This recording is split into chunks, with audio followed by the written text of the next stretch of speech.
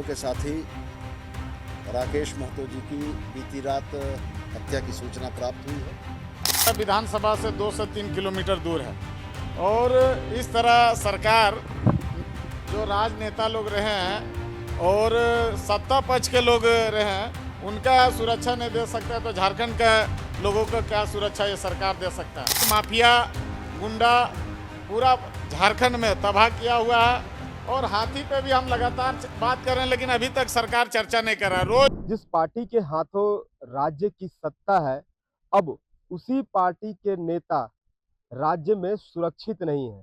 जी हाँ, हम बात कर रहे हैं बीते रात गिरिडीह में एक जेएमएम के नेता राकेश महतो की निर्मम हत्या कर दी गई थी और यह मामला अब सदन में भी आ पहुंचा है और सदन में जहां विपक्ष इस बात को लेकर आवाज उठा रही है कि अब पार्टी के जो सत्ताधारी पार्टी है, इस सत्ताधारी पार्टी के नेता ही सुरक्षित नहीं है, तो आम लोग भला कैसे सुरक्षित रह सकते हैं। बीते कई दिनों से जो विपक्ष है वो लगातार इस लॉ एंड ऑर्डर पर आवाज उठाते रही है, सरकार पर आवाज उठाते रही है कि सरकार लॉ एंड ऑर्डर पर विफल नजर आ रही है।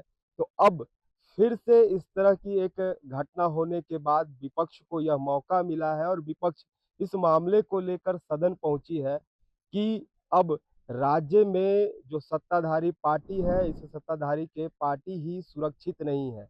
जिस तरह राकेश महतो को गिरिडीह के जंगल में मारा गया और इसके बाद इतना ही नहीं, उन्हें जंगल में पेड़ के पत्तों से जलाने की भी कोशिश की गई है।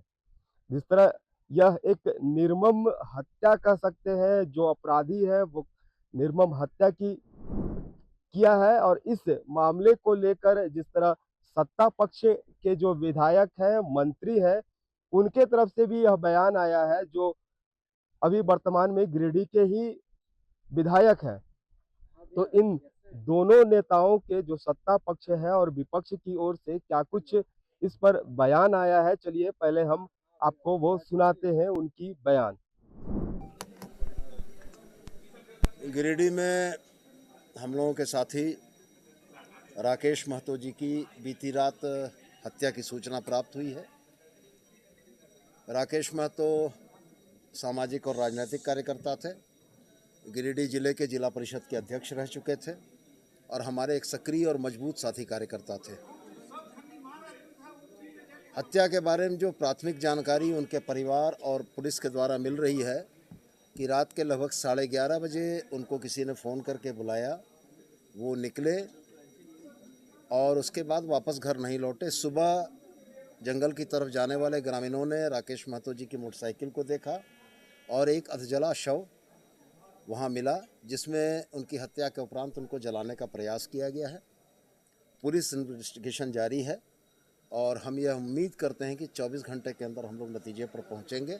चूँकि टेक्निकल इनपुट ये बताता है कि 12 बजे रात तक राकेश महतो जी का फ़ोन चालू था, तो सीडीआर के माध्यम से हम लोगों को यह जानकारी मिल जाएगी कि आखिरी कॉल करके उनको किसने बुलाया है और जो भी बुलाया है वो कानून के हाथ से नहीं बचेंगे। महतो जी का क्षेत्र रहा और मेरा ही विधानसभा जहां घटना घटा है मात्र मेरा विधानसभा से 2 से 3 किलोमीटर दूर है और इस तरह सरकार जो राजनेता लोग रहे हैं और सत्ता पक्ष के लोग रहे हैं उनका सुरक्षा नहीं दे सकता है तो झारखंड के लोगों को क्या सुरक्षा ये सरकार दे सकता है। इसलिए सरकार तत्काल रिजाइन दे। ऐसे सरकार पूरा क्रिमिनल माफिया गुंडा पूरा झारखंड में तबाह किया हुआ है और हाथी पे भी हम लगातार बात कर रहे हैं लेकिन अभी तक सरकार चर्चा नहीं कर रहा है। रोज जवाब नहीं मिल रहा है, जो हम बात लिख कर दिए हैं सरकार को जवाब नहीं मिल रहा है।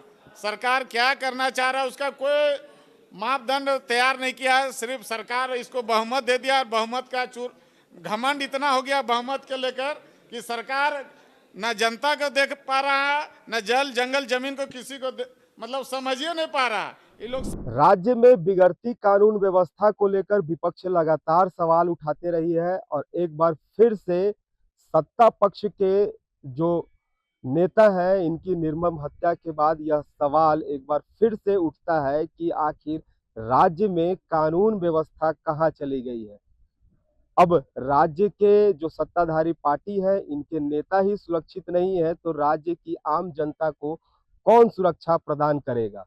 सवाल बड़ा है, सोचने पर विवश करता है कि आखिर ऐसा झारखंड में किस तरह चल रहा है। रांची से एचएनएन के लिए जयंत कुमार। अगर आपको हमारा ये वीडियो अच्छा लगा तो इसे लाइक करें, शेयर करें और हाँ, सब्सक्राइब करना ना भूलें।